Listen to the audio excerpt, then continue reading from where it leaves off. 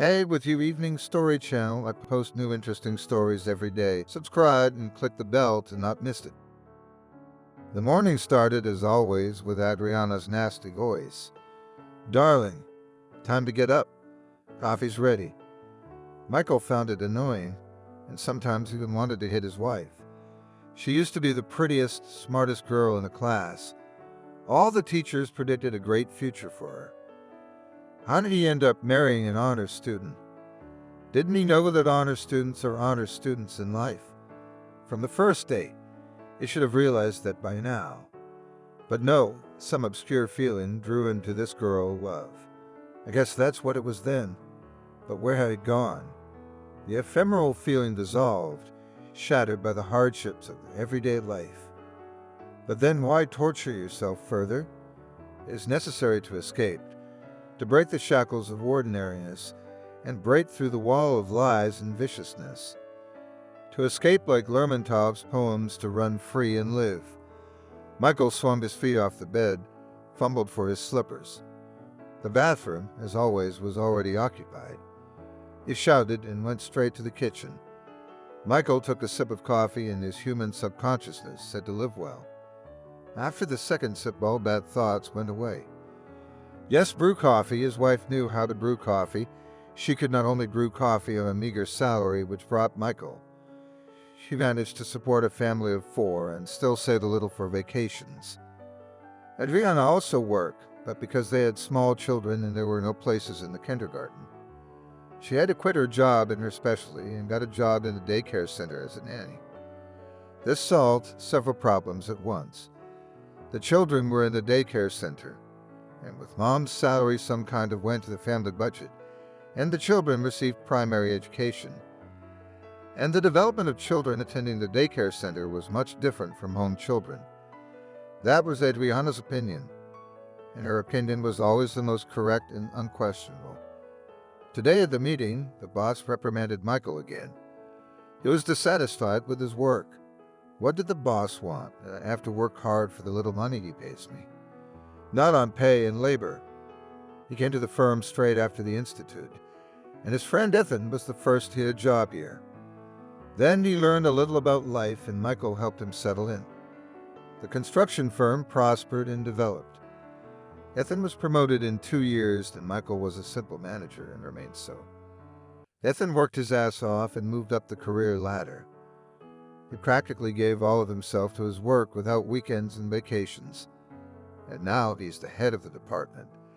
And he's still working his ass off for 2. Why? Well, he bought himself a cool car. His wife stays at home, doesn't work. She go to the house. What's he need a house for if he only comes to it at night? Michael's not gonna work his ass off like that. He's got one life. One day he was standing at the bus stop waiting for the bus. It was fall with its charms, lingering rain, puddles, and winds. The bus came to the stop already full of passengers. Someone took a risk and pushed his way into the voracious bus. Michael decided to wait for the next one. He was used to being late, and the rain was getting heavier. Michael lifted the collar of his raincoat. He stood there hunched over like a sparrow. A luxury car stopped beside him. The glass on the door lowered silently, and a pretty woman looked out of it. "Can you tell me how to get to the Capitol Highway?" Michael began to explain, and the woman interrupted him. "Well, maybe you, if it's not too much trouble, can show me the way. I'm new to driving, I don't know anything at all. Cities are very confusing." Michael didn't need to be asked a second time. He quickly ducked into the interior of the car. The new leather seat rattled quietly under his weight. The interior of the car was warm and cozy. It smelled of expensive perfume and something else. But Michael did not understand what it was. It smelled like seduction. The woman chirped sweetly all the way. She managed to say that she was sent here on a business trip, that she lived in a hotel and did not know the city at all, and she was so lonely in the evenings. She handed me her business card when we parted. Michael, of course, was not very clever, but he understood the hint. After work, he immediately called his new acquaintance late at night, returning home in a cab. He speculated about life and living.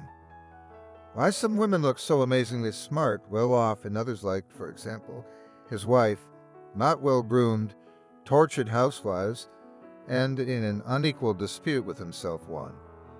That's the opinion. Some strive for the good life, and those like Adriana, always hiding behind their husbands' backs. I didn't want to go home. The gray routine had become unbearable. He couldn't get the evening with his new acquaintance out of his head. He suddenly thought he was Apollo, and if such a nymph paid attention to him, then of course he deserves a better life. I will leave, he said to himself, and for 2 days he lived with this thought. A week passed, he was still thinking that he deserved a better life. But it was scary to go nowhere, and then he got a call from her. It was the deciding factor. She came again on a business trip, and this time she did not stay in a hotel. She'd rented an apartment and asked him out on a date. Michael took some time off and plunged headlong into the ocean of love. The nymph first took him to an expensive boutique. She bought him everything new from socks to a jacket. He responded to his wife's intrusive phone calls with rudeness. "I'm leaving you. I'm sick of this way of life, sick of poverty, and especially your borscht with cutlets. There are many of the more exquisite dishes in the world." His wife called back a couple more times, but he blocked her number. What a clingy fool. She doesn't realize it's over. Another business trip was quickly over, and it was time to part. She packed her suitcase, kissed Michael on the cheek, and with the words "apartment is paid until the end of the month," left for a distant city. Michael hoped to the last that she would call him with her. But when he cautiously hinted that he agreed to move, she replied, "I have family there." The month ended quickly, and Michael had no money to pay for the luxury apartment. He had no money even for a rented corner. The beautiful nymph did not spare money for Apollo's maintenance, but repeatedly hinted to him how much she loved roses. And flowers were very expensive. His salary was only enough for 3 beautiful bouquets. Michael sat on the bench and pondered what he should do. His paycheck is still a week away, and his stomach was churning.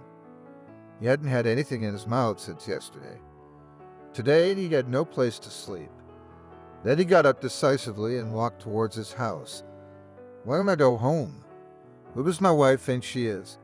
It's my apartment, too. He got up from the bench and walked resolutely toward the house. But the closer he got, the less confident he became. When he got to his floor and staggered a little at the door, he decided to open the door with his own key. The door would not budge. The key wouldn't go into the keyhole. Had she changed the locks? That sneaky girl. He went downstairs and sat on a bench to wait for his wife. Toward evening, Adriana appeared. He didn't recognize her at first. She was dressed in new clothes. She had changed her hair and in general looked not like an abandoned woman, but quite the opposite, quite beautiful and respectable. When Michael took a step toward her, no longer with rapturous exclamations of "Darling, I'm back," Adriana recoiled from him like a fearsome beast. "I filed for divorce. My grandmother gave me the apartment, so I hope you're smart enough not to claim the place. You're going to lose anyway." Adriana walked past him. He looked after her. She walked with her head held high and her heels clearly pounding the pavement, and every step his wife took separated him from his normal life. He sat on a bench. No one needed him. He remembered his wife's borscht and cutlets. What kind of a fool am I? What have I done? Chased after mythical happiness, lost everything I had, and my wife's heels kept tapping away, separating the past from the present.